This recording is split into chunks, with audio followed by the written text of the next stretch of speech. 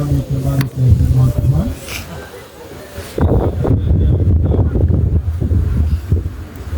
Amsal pada pasal 3 ayat 11 sampai 12.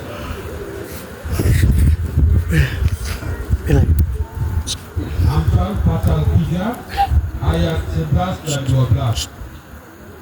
Dan dapat boleh baca buat kami bersama.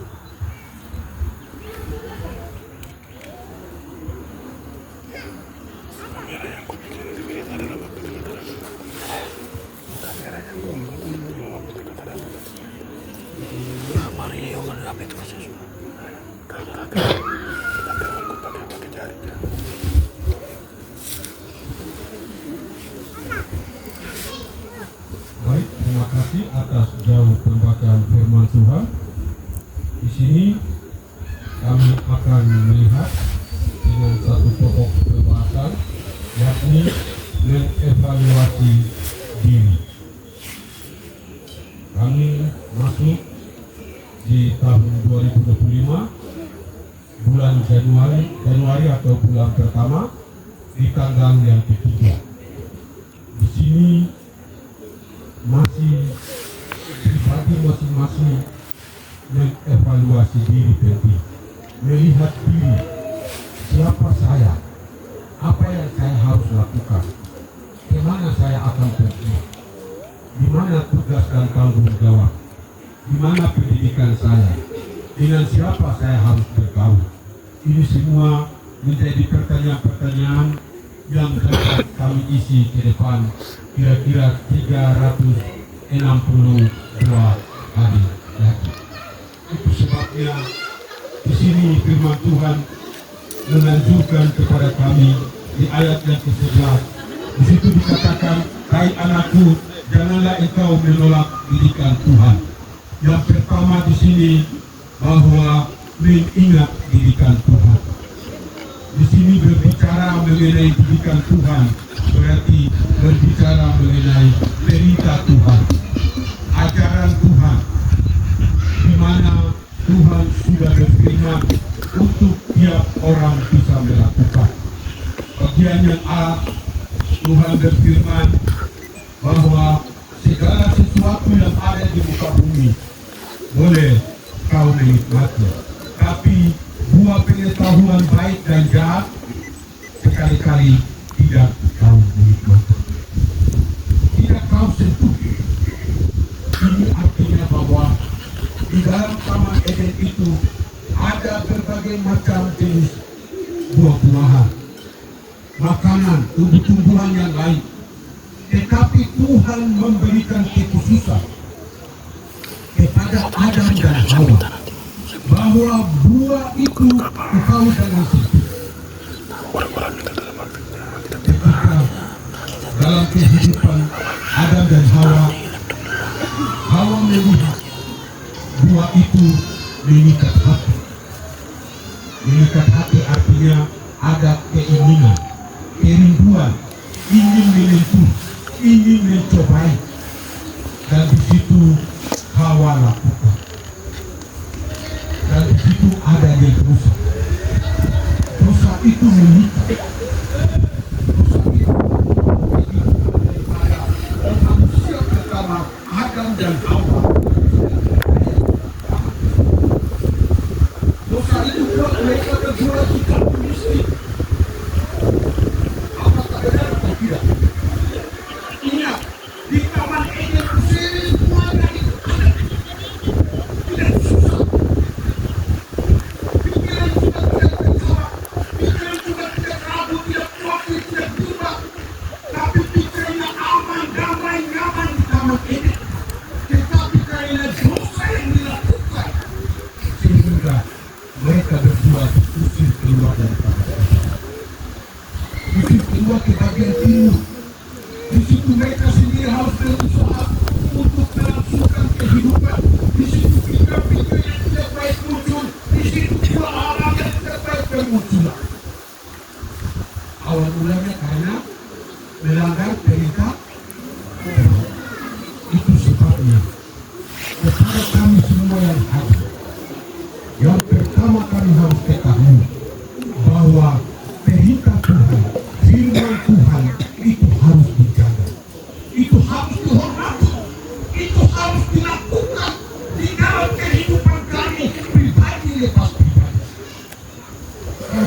melakukan firman Tuhan, walaupun itu sederhana pada saat ini, tapi di kemudian hari firman Tuhan itu akan menjadi aduan kata di dalam hidup dan kehidupan kita.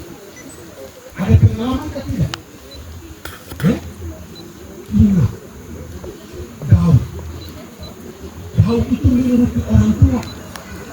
Daud itu bisa memuji-muji Tuhan, menyembah Tuhan, sehingga Tuhan berkata, sesungguhnya di dunia kesehatan katakan begini, sebelum bayi itu dilahirkan, dia sudah melahirkan.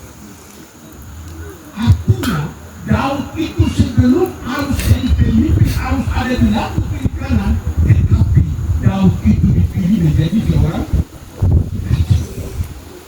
Demikian juga di dalam kehidupan pribadi kami masing-masing. Kalau kami utamakan Tuhan, kami melakukan firman itu di dalam kehidupan kami, maka firman itu pula yang akan membawa kami keluar dan akan membuat kami menjadi kami. Walaupun ada kesalahan, walaupun ada rintangan, walaupun ada tantangan yang dapat sedikit ganti, Daud juga mengalami hal sedemikian. Tantangan yang datang bukan dari jauh, tapi di dalam keluarga itu sendiri. Saudara saudaranya, mereka tidak peduli dengan Daud. Mereka anggap Daud itu seorang anak yang masih kemerah-merahan. Artinya anak yang masih remaja, tidak layak untuk Daud itu menjadi raja. Sebelum anak itu tiba,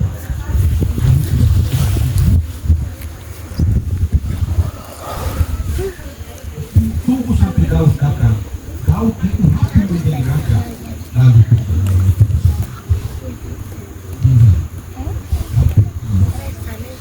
lakukan sesuai dengan firman Tuhan. Apapun itu, aktivitas kami yang berbeda-beda, tugas dan tanggung jawab kami yang berbeda-beda. Di minggu berikut kami akan kembali ke tempat tugas kami masing-masing. Di situ kami akan melakukan, di situ kami akan melayani lagi dalam takut akan Tuhan, melayani sesuai dengan perintah-perintah Tuhan. Jikalau Anda mau berhasil, jikalau Anda mau keluar sebagai pimpinan, jikalau Anda keluar sebagai number one di dalam tugas dan tanggung jawab, Anda harus menghormati firman Tuhan. Firman itu menjadi satu dunia. Dalam Alkitab berkata, langit dan bumi akan tapi firman Tuhan tidak akan ya berlangsung kah, berlalu kah, berapakah tidak akan berlangsung. Kalau begitu firman Tuhan itu pun selama-lamanya.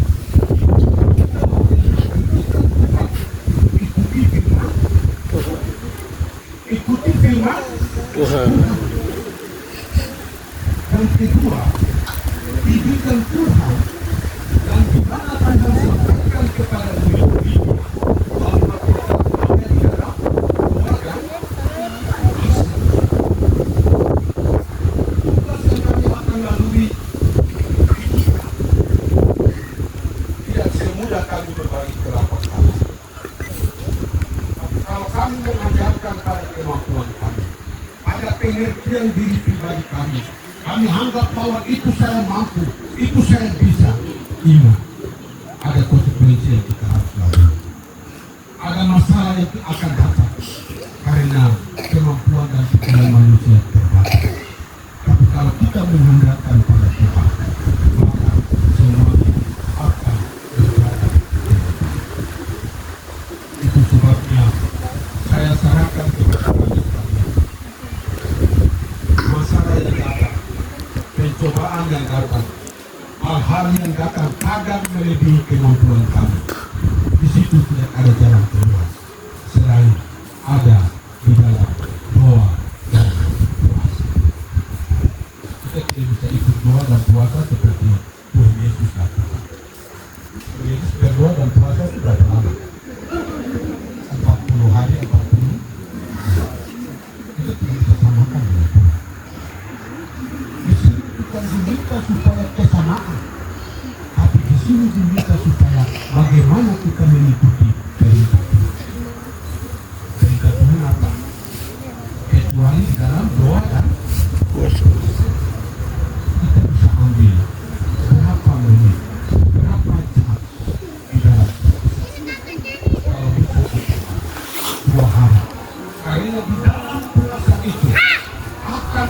bisa rasanya akan ada jaminan yang akan dijamin kami, jaminan yang dapat mengubah semua suasana, jaminan yang dapat memberikan satu peningkatan hanya ada sama kaya. Kita tidak bisa jual yang puasa ini. Kita bayar mahal kan? Mungkin dari mana Edi Gima sana sampai di Tirata di Sike, Jembatan Sike, kami harus pakai kami. Ikan semua kami kuras. Kalau kami berpilih Tuhan, kami kasih. Begitu. Tuhan kita itu bukan kami bertelur. Tuhan kita supaya kami berpraktek. Kalau kami berdoa dan puasa dalam kehidupan kami sedang tenang.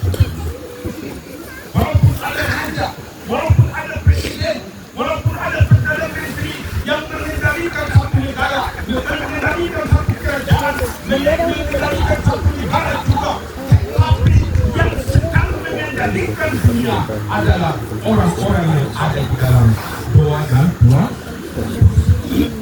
Jadilah berdoa bersama. Ini penting. Ini bukan saya yang sampaikan, ini firman Tuhan yang sampaikan. Di dalam Matius pasal 22, Tuhan katakan kepada murid-muridnya bahwa ini hanya dapat diusir kecuali di dalam doa dan kita lakukan. Itu bukan sebagai seorang, itu bukan berarti sebagai seorang sebagai bahan teori dalam kehidupan kami. Tapi teori yang kami miliki itu pula yang kami pakai. Maka di situ akan bersama. Yang ketiga, saya mau sampaikan bahwa ingat ketika Tuhan Yesus naik ke surga, disaksikan oleh murid-muridnya, Tuhan Yesus dipisah bagaimana? Kamu tetap tinggal di Yerusalem. Di situ kamu bersatu, kamu bersekutu, maka kamu akan mendapatkan kuasa. Kamu tidak bersekutu. Tempat bersekutu kamu di mana? Gereja hari-hari ibadah itu penting untuk kami ikuti. Tuhan tidak pandang bahwa Anda itu orang berdosa. Tuhan tidak pandang bahwa ketika Anda lakukan ini, tapi Tuhan pandang saat ini tekad hati kami kepada Tuhan. Ya, itu yang Tuhan lupa. Tuhan tidak pandang kepada saya lakukan ini. Tuhan tidak pandang kepada saya curi ini. Itu Tuhan tidak pandang. Tuhan pandang itu hati kami masing-masing. Apakah kami mau dekat kepada Tuhan? Apakah kami mau masuk jauh daripada Tuhan? Itu sebabnya gereja itu tempat berkumpulnya orang-orang yang memiliki tekad menyembah kepada Tuhan. Kerinduan itu penting. Tanamkan kerinduan. Karena apa? Nanti di firman Tuhan itu Tuhan bilang begini kepada orang banyak. Tuhan sampaikan begini. Orang sakit itu tidak mungkin tidak memerlukan obat. Tapi orang sakit itu memerlukan Yesus datang itu bukan untuk orang sehat, tapi untuk orang yang sakit tidak. Dan sakit Tuhan itu tidak.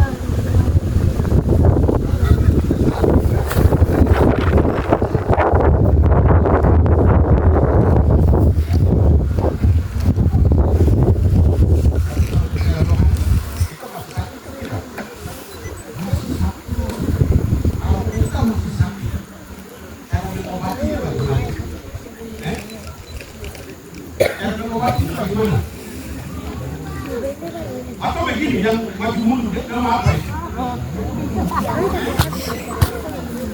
Yang maju mundur nama apa itu? Tidur, gambar tidur.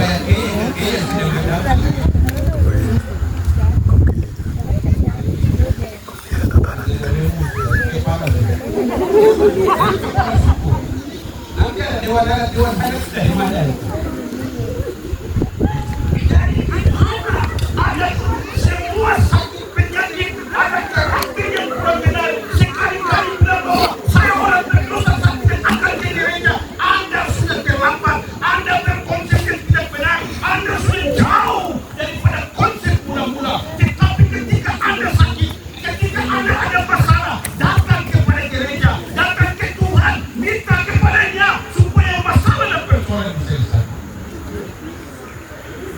mau kita pergi ke gereja. Jangan karena Allah kemarin ini subuh. Sebenarnya jalan ke kanan tapi kamu jalan ke kiri jadi satu jalan.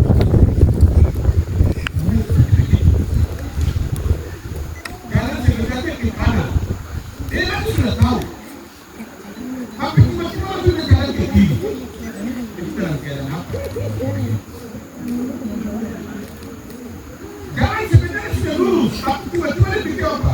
Itu balik lagi ke kiri. Itu sudah bagaimana? Anda kalau sudah lakukan seperti demikian, jangan jauh daripada gereja, jangan jauh daripada persekutuan. Anda jauh daripada persekutuan, Anda membuat diri Anda tambah hancur. Tapi ketika sudah tahu, sudah bersalah, sudah lakukan yang kurang benar, mari datang ke Tuhan, berlutut kepada Tuhan, meminta kepada Dia di dalam persekutuan. Karena di dalam persekutuan yang intim dengan Tuhan bisa ada Tuhan. Murid-muridnya yang tadi tidak bisa menyembuhkannya, yang tadinya tidak bisa mengusir roh jahat, tapi ketika mereka ada dalam persatuan dan kesatuan di Yerusalem, apa yang terjadi? Murid-muridnya Petrus bangkit, orang yang pincang, orang yang lumpuh di Cerami Salomo. Petrus berkata, bagaimana kita jual?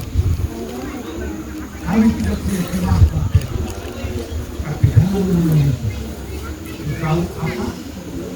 Bangkit. Kenapa orang ini lumpuh bisa bangkit? Karena Kristus dalam Tuhan sudah ada di dalam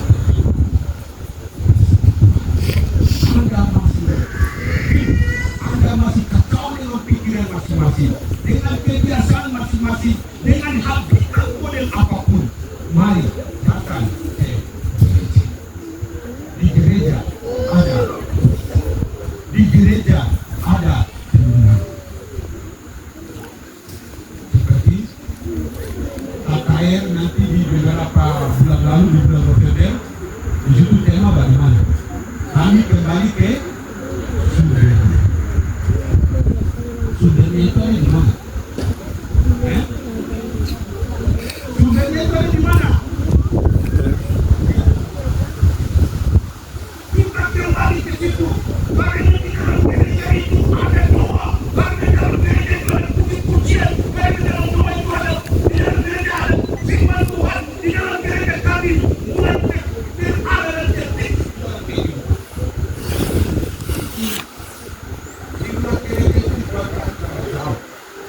Di luar gereja itu membuat kami sibuk dengan itu. Nanti ada ajakan ke sini, ajakan ke sana. Kami sudah ke bagian timur.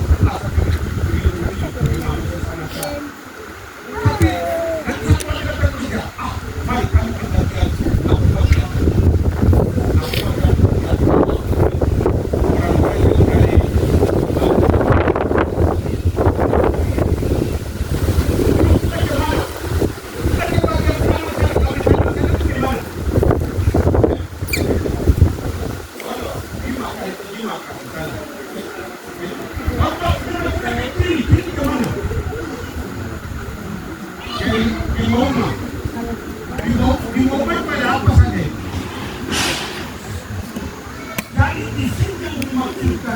bagian yang ketiga, tempat untuk kita bersekutu ada di gereja. Jangan lupa itu gereja. Gereja, Tuhan itu tidak pandang Anda itu sehat bagaimana. Tuhan tidak pandang Anda itu berdosa bagaimana. Tapi Tuhan memandang hati kerinduan. Kalau ada kerinduan, ada dalam kerinduan. Dalam hidup dan kehidupan kita pribadi lepas. Yang keempat, ingat, di dalam kehidupan kami tidak bisa seperti Yanes dan Yambres yang senantiasa beda konsep, beda paham dengan Musa. Tinggal Paku Malas, tinggal Paku Tengkar, tinggal Paku tidak senang terus, beda konsep, beda paham. Tidak bisa kami ada di tempat itu terus, tidak bisa pikiran kami keras, tidak bisa kepala kami keras dan keras terus.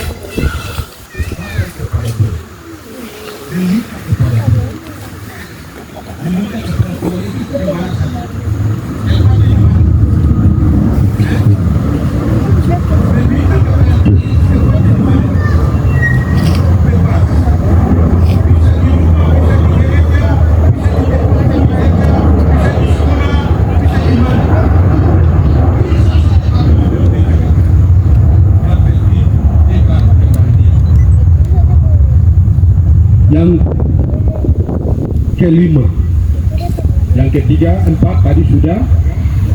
Yang kelima, saya mengajak kepada kami sekalian, firman Tuhan katakan begini, takut akan Tuhan adalah permulaan dan pengen. Terus lanjutnya, ini saya tidak dengar orang dewasa bersuara baik. Saya hanya dengar ya anak-anak itu orang bodoh menghina hikmat dan menghina aku dan bilang kita belum cumi karena itu apa yang apa? Ingat, di dalam kehidupan kami tugas dan tanggung jawab kami lakukan yang menjadi landasan adalah takut akan nama Tuhan. Takut akan nama Tuhan itu bagaimana kita lakukan? Bagaimana? Takut akan nama Tuhan kita lakukan bagaimana? Iya, berdoa kan sudah. Yo, dengan orang tua, dengan kamu lanjut. Apa? Dengar apa? Dengar Doraemon supaya menterbang-terbang. Atau dengar apa? Yo, dengar Tuhan. Ikuti Tuhan, menghargai Tuhan di dalam hidup dan kehidupan pribadi kami masing-masing. Itu penting dan terutama di dalam hidup dan kehidupan kami.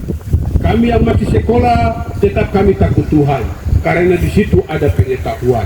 Kami yang sudah bekerja, tetap takut akan Tuhan, karena Tuhan akan memberkati tugas dan tanggung jawab kami. Kami yang masih mencari lapangan pekerjaan, jangan mengharapkan kepada siapa-siapa, tapi mengharapkan dan takut kepada Tuhan. Maka Tuhan akan membuka jalan keluar di dalam hidup dan kehidupan kita, pribadi lepas pribadi. Sebagai kesimpulan yang datang dalam kehidupan kami, yang pertama adalah mengutamakan Tuhan dalam tugas dan tanggung jawab. Apapun yang kami kerjakan, apapun yang kami lakukan, hanya untuk kemuliaan nama Tuhan. Jangan kami katakan nilai egoisme tinggi, bahwa saya yang hebat, saya yang luar biasa. Tapi di dalam kehidupan kami, kesimpulan yang hati kami dapat mengambil adalah Tuhan sangat luar biasa di dalam hidup dan kehidupan pribadi lepas pribadi. Yang kedua, utamakan Tuhan. Masalah datang, Tuhan nomor satu. Kesulitan datang, Tuhan nomor satu. Apapun datang, Tuhan nomor satu. Yang lain menjadi barang yang kedua dan ketiga. Maka di dalam kehidupan kami, apapun sesulitnya, semua akan dipermudahkan oleh Tuhan. Saya mau tanya, yang duluan ada di bumi ini siapa? Kan manusia. Manusia dengan dia keras hati, dia mulai buat, bukan Tuhan yang duluan ada di dunia, saya yang duluan ada. Begitu. Semua yang kita lakukan mengarah kepada Tuhan. Dan yang terakhir, saya mau katakan bahwa kehidupan kami ini ada yang sedang mencatat. Kami lakukan yang baik, ada yang mencatat. Kami lakukan tidak baik, ada yang mencatat. Kita lakukan secara terkentara, bisa dilihat oleh banyak orang, bahkan juga lakukan tersembunyi, dapat tercatat semua perbuatan manusia. Karena Amsal pada pasal 15 ayat 3 katakan, mata Tuhan ada di segala. Mungkin di Minneapolis ini tidak ada mata Tuhan kah? Kalau ada, hargailah dia. Bikin sifat kesopanan dengan Tuhan yang kami sembah. Tuhan itu sedang biasa melihat diri pribadi kami masing-masing. Maka Tuhan yang kami lihat, dia akan menuntun, memimpin, melindungi, dan memberkati dalam hidup dan kehidupan kami. Mulai dari tanggal 3 sampai dengan tanggal 31 Desember 2000 berapa?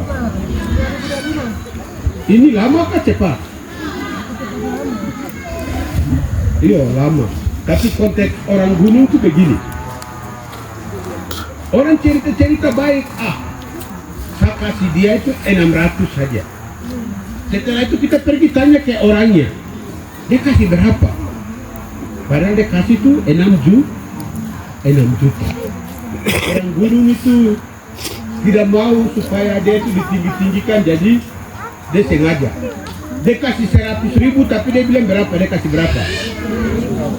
1.000 saja. Saya kasih dia 1.000 itu untuk apa? Dia pura-pura bicara begitu. Padahal dia kasih berapa? 100.000. Hidup kami, hidup untuk memuliakan akan nama Tuhan. Kita berdoa. Tutup mata, tunduk kepala.